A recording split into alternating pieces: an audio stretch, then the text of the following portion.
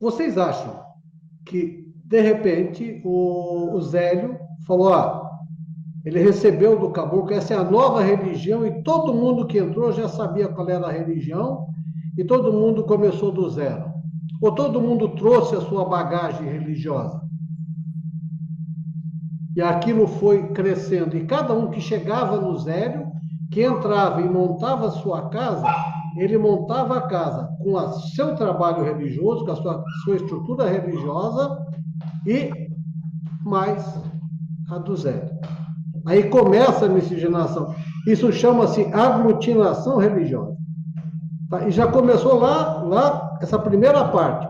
O índio tinha a sua religião. Chegaram os padres e pegaram lá, mas rebatizaram. Eles aprenderam uma nova religião. E isso veio mais gente, que já era dos dois lados, tanto só português quanto só índio.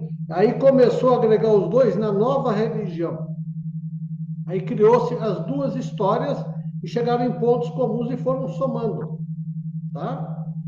Vamos pensar também a Igreja Católica, que é mais próxima da gente, para entender como funciona.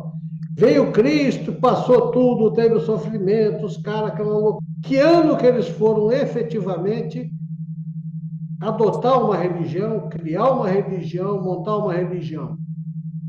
A religião foi formada, começou a ser formada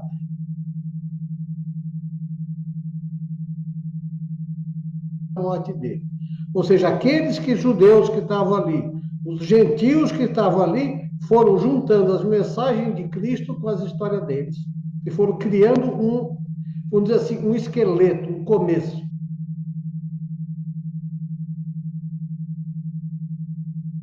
Quando juntou, grego juntou, os romanos juntou, então cada um trouxe um pouquinho e criou-se uma nova religião chamada o cristianismo católico. Então, é cristão de origem? Essa é a pergunta. Deixou de ser cristão porque começou já com todo mundo, com todas essas junções? Não é verdade? Então, as religiões têm essa característica de aglutinar. Ele pega o conhecimento e a vivência do seu povo e vai transformando a religião, que é o que acontece com a Umbanda. A Umbanda, o Zélio trouxe uma mensagem dentro do kardecismo. Tanto que na pesquisa que eu fiz, que a gente vai estudando, e tem livro, e tem jornais, eu consegui imagens de jornais de 1952, 53, quando foi feita a primeira assembleia eles chamavam na época Espiritismo de Umbanda. Por que isso é importante? Para a gente poder entender as origens. Então, não é uma origem branca, não é uma origem indígena e não é uma origem negra. É uma origem do povo. A religião não tem raça, não tem cor. É isso que é importante a gente levantar. Essa história de dizer, não, é uma umbanda branca porque só branco trabalha. Não, é uma umbanda negra, que só negro trabalha. Gente, a religião, para ser religião, não pode ter cor de pele. Né? Isso é uma coisa importante, a gente tem que estar muito coerente. Então, nós temos que tirar todos os extremismos para entender a origem da religião e o que formou ela. Veja, ele fala da santidade. Você vai pegar outros autores, os outros autores dizem o seguinte: o nome santidade foi colocada pelos padres inquisidores, que houve uma inquisição da igreja, e eles descreviam essa seita, essa religião, seria uma seita pagã, sob o nome de santidade. Então, quem deu esse nome, historicamente falando, não foi o Antônio, como é o primeiro fundador, foram os outros. Por que Antônio? Quando era batizado, e me perguntaram isso, por que eles batizaram? Vocês têm que lembrar que quando chegou os portugueses, eles chegaram com toda a estrutura, a igreja veio junto. Lembrando que, à época, a igreja era quase um estado paralelo, então ela veio junto para garantir que aqui, na realidade, para garantir a retirada do dinheiro para a igreja também. Então, eles vieram junto e a obrigação, o que eles colocavam? Que eles tinham que haver a doutrinação. Né? Então, o que acontecia? Prendia a pessoa, aí o que fazia? Para você ser livre e tal, você teria que ser batizado. Lembrando que em 1520 a 30, por aí, 35, uma coisa assim, existiu uma bula papal, tá? Dizendo que os índios batizados não poderiam ser escravizados. Então, foi uma maneira que eles colocaram de, sabendo que o índio não ia ter como ser escravizado, resolveram escravizar de uma segunda maneira, que seria a agregar a religião dos que estavam chegando, no caso, o catolicismo. E o batismo é o seguinte: quer se batizar, ele batizava, eu já era cristão, não precisava saber de nada, não sabia ler, tinha que ir na missa do padre, aquela coisa, mas era aquilo ser cristão. Aquilo era ser católico. Não tinha coisa mais diferente. Então, não tinha essa evangelização como se coloca. A evangelização era na missa, que aí falava e tal, e tinha que aceitar aqueles dogmas como verdadeiro e acabou. Esse autor, esse que eu peguei a gravação, eu gostei muito, porque ele fez um trabalho muito mais voltado realmente para a cultura indígena. Quando ele fala espíritos é um termo muito atual. O que eles chamavam, na realidade, eram os ancestrais. Aí tinha um deus do mato, um deus era Deus. Eram espíritos, não, eram deuses. Pois eram deuses menores, mas eram deuses. Eram o que a gente chama de elementais. Então tinha elementais da natureza, elementais do vento, elemental da água, que é o que a gente vai... Eles entendiam essa energia como uma energia que comandava aquilo. Por isso, tinha que ser respeitado para que tivesse sempre. Então, essa é uma visão que nós temos que ter muito própria, muito presente. O que é importante, por que eu trouxe esse ao invés do outro? Porque aqui ele traz as coisas que o caboclo usa. O caboclo vai usar o fumo, vai usar o maracá, vai usar a bebida alcoolizada, que seria da mandioca, que ele fala que é da mandioca, seria a pinga da mandioca, mas na verdade é fermentado, né? A pinga é bebida destilada, então seria um fermentado de mandioca forte, uma fermentação forte de mandioca. O porquê usar o rosário? Veja que interessante. O rosário, eles eram, o pessoal da santidade, eles eram católicos. Então, se eram católicos, e particularmente tem uma devoção a Maria era o símbolo do rosário. Então, entra o rosário aí presente para fazer o trabalho de oração. Então, as orações eram iguais. Eles acompanharam as orações todas que se fazia a Maria, aos santos, que é isso que eles continuaram adotando. Somando aqui, nós vamos pensar, e tem um outro vídeo, né, que tem lá do Pai Mário também. Aí ele vai falar disso tudo, da santeria, e deu esse problema com os índios. De tal ponto, o que aconteceu? Eles não conseguiam mão de obra para trabalhar, eles resolveram fazer a mão de obra negra. Aí começam a vir as primeiras imigrações negras, já em 1550, 1560. Da onde vem esse povo? São os bantus. Gente, os bantus não têm orixás. Então, de 1550 até 1800 e pouquinho, mas bem 10, 5, por aí, não existia orixá no Brasil. Então, todas as religiões negras que vieram nesse período, que vieram e trabalhavam junto, e houve uma outra aglutinação, eram bantus, tanto no norte quanto no sul do país.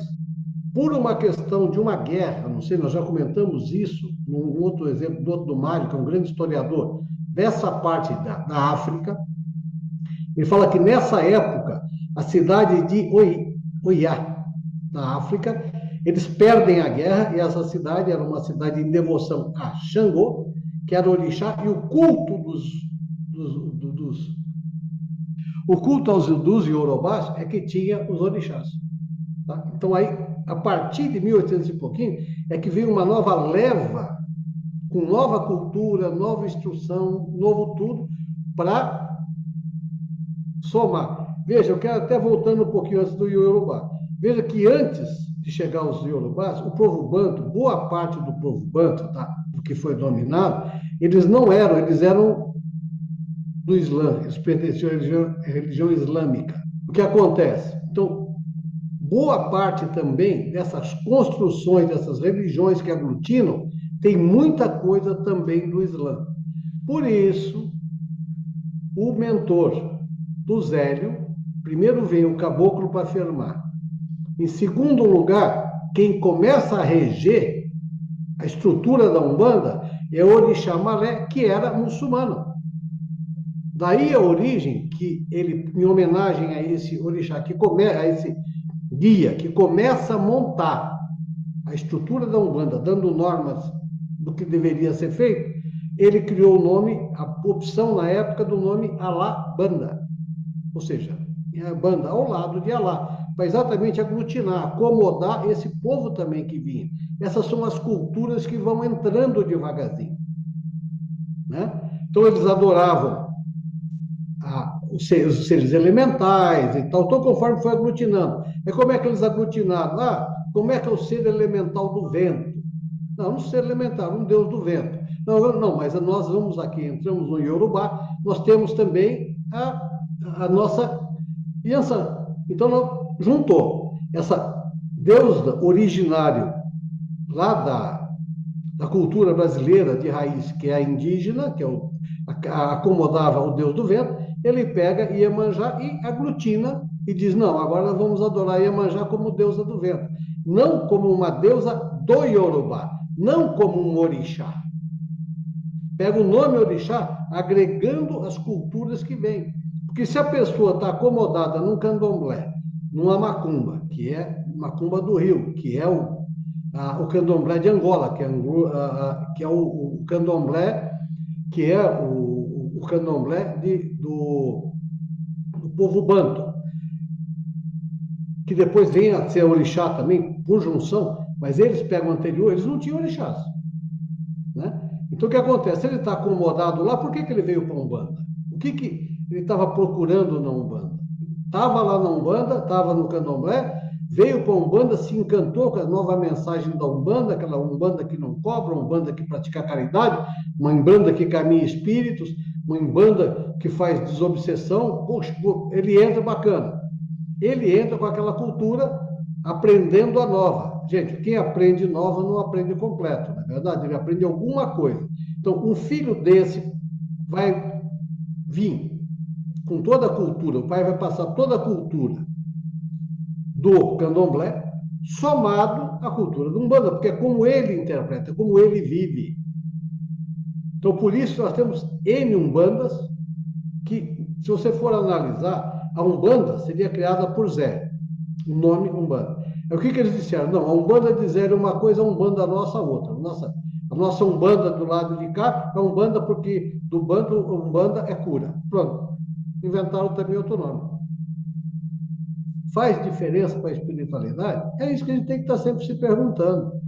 Se a gente está praticando a caridade, a gente está estruturando isso, não tem porquê, está tudo certo. Entende? O importante é praticar a caridade.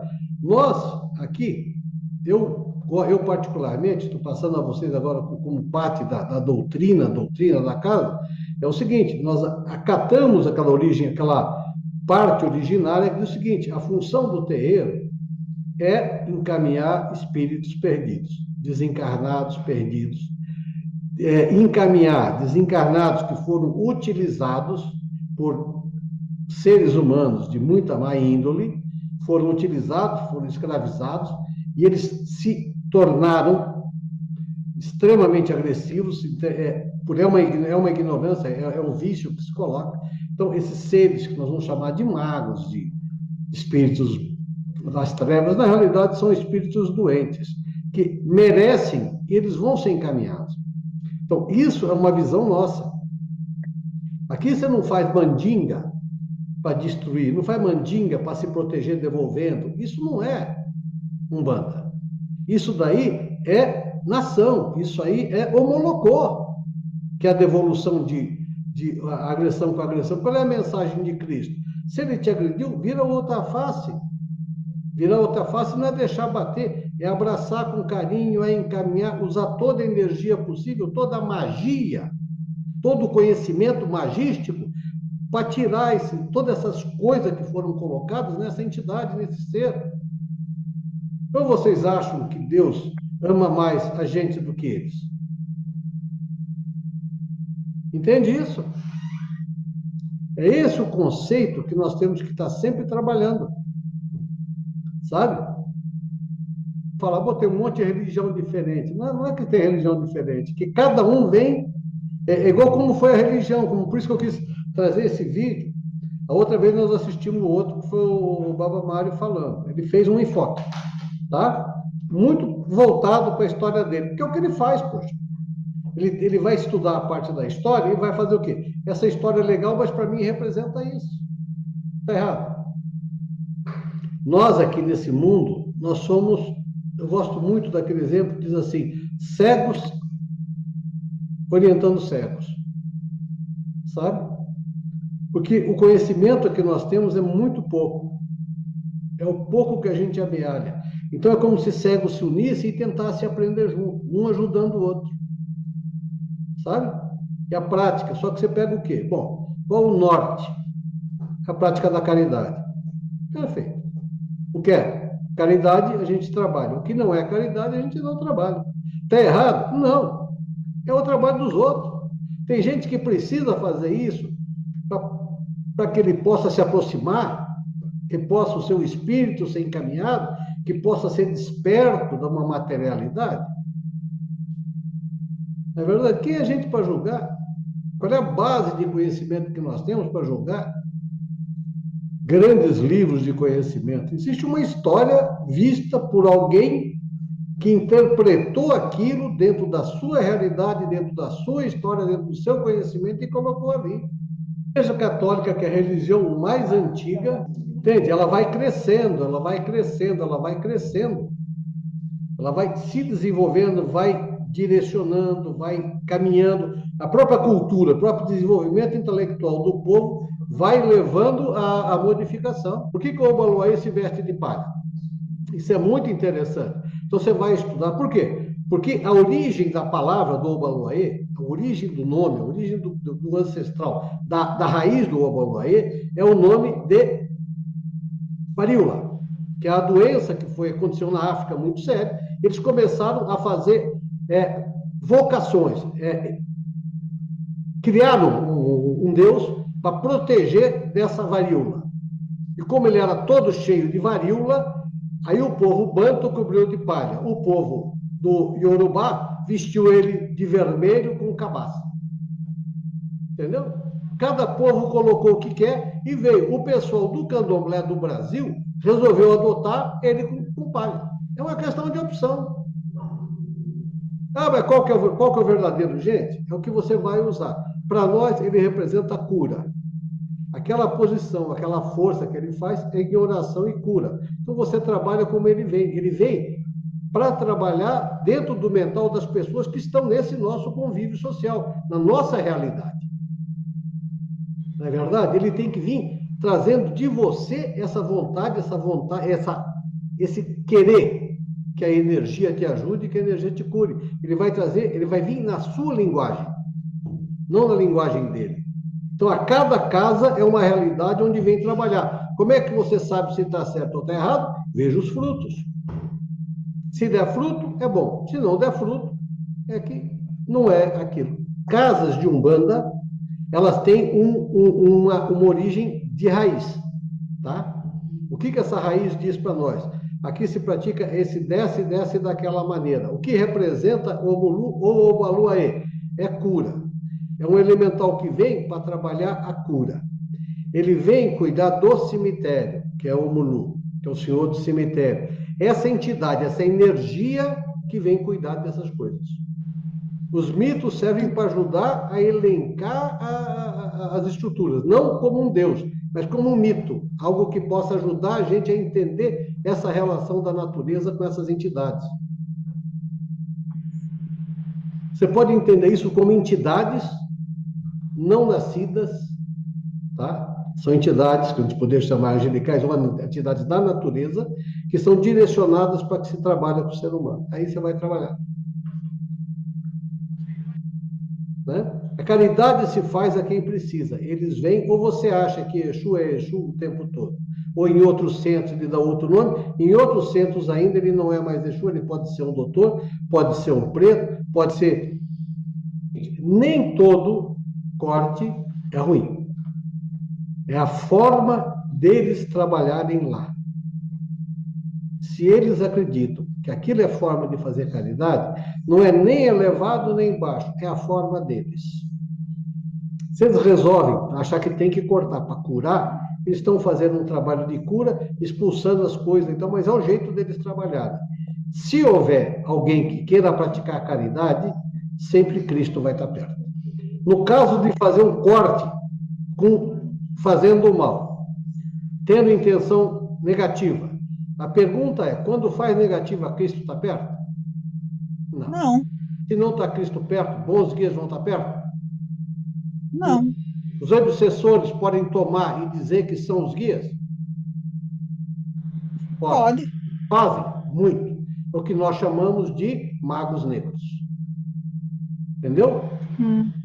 Eles entram como se fosse. Fazem milagre. Faz chover o negócio. Por quê? Porque eles estão ganhando e estão tomando aquela comunidade, estão destruindo o bem, que é a função da parte negativa. Você quer saber se a coisa é boa? Olha o fruto. Se está praticando caridade a cura, é bom, Cristo está presente. Você está praticando o que é ruim, prejudicando, tentando a vaidade, tentando só no dinheiro, pensando nisso só para a pessoa, e aquela comunidade que ele vai tirar, que se exploda, que seja uma coisa totalmente egoísta, nunca vai ter luz do lado. Cristo é luz. Onde tem luz, tem bons guias. Onde não tem luz, tem maus orientadores.